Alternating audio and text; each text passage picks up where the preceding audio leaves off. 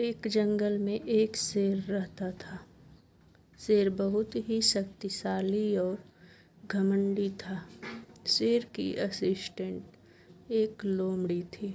एक दिन शेर और लोमड़ी बैठे हुए थे। बातों ही बातों में शेर ने कहा, बतलाओ लोमड़ी, क्या मुझसे अधिक शक्तिशाली कोई है इस जंगल में? शेर की बात सुनकर लोमड़ी बोली, महाराज, नहीं, ऐसा नहीं है। इस संसार में आपसे भी अधिक शक्तिशाली और खतरनाक जीव हैं। लोमड़ी की बात सुनकर शेर ने आश्चर्यचकित होकर पूछा, अच्छा तो बताओ मुझे, शक्तिशाली कौन है? लोमड़ी उत्तर देते हुए बोली, भले ही आप इस जंगल के राजा हैं, किंतु आपसे भी अधिक खतरनाक और ताकतवर आदमी होता है, जो किसी को भी कुछ ही मिनट में मार सकता है। लोमड़ी की बात सुनकर शेर को हंसी आ गई और शेर बोला, अच्छा ऐसा है तो मैं अभी तुमको दिखाता हूँ कि शेर अधिक शक्तिशाली होता है कि इंसान। उसी समय कहीं से भटकता हुआ एक लड़का वहाँ आ गया। लड़के को देखकर शेर बोला, यह इंसान ही है ना? मैं अभी बताता हूँ कि कौन अधिक शक्तिशाली है। शेर की बात सुनकर लोमड़ी बोली, महाराज, यह तो आदमी का बच्चा है। इसे मारने में कोई बहादुरी नहीं है। यह तो बच्चा है, अभी इतना शक्तिशाली नहीं है कि आपसे मुकाबला कर सके। शेर ने उसे बच्चों को जाने दिया। कुछ देर पश्चात वहाँ से एक बूढ़ा आदमी गुजर रहा था। बूढ़े आदमी को देखकर शेर बोला, यह तो आदमी ही है ना? अभी मैं तुम्हें बताता हूँ हम दोनों में कौन अधिक शक्तिशाली है। शेर की बात सुनकर लोमड़ी बोली, उससे रोकते हुए बोली, महाराज, यह तो बूढ़ा आदमी है और अपनी उम्र को पार कर चुका है। अब इसके शरीर में शक्ति नहीं है कि आपसे मुकाबला कर सके। लोमड़ी की बात सुनकर शेर फिर रुक गया। कुछ देर पश्चात वहाँ से एक आदमी आता हुआ दिखाई दिया। शेर लोमड़ी से बोला, यह आदमी ही है ना? अब देखो मैं कैसे इसका शिकार करता हूँ। इतना कहकर शेर ने उस आदमी पर हमला कर दिया।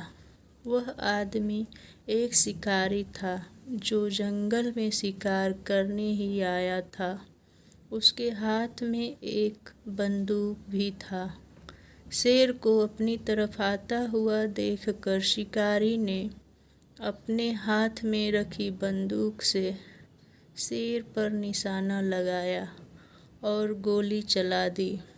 गोली सीधे शेर को लगी और कुछ ही देर में शेर वहीं मर गया।